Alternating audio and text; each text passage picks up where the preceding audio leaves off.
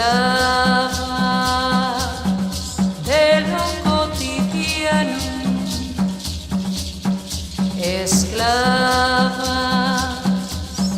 de lo familiar, de lo mundano, esclavas por un cromosoma. Una letra escarlata, la costilla de Adán o una manzana. Esclavas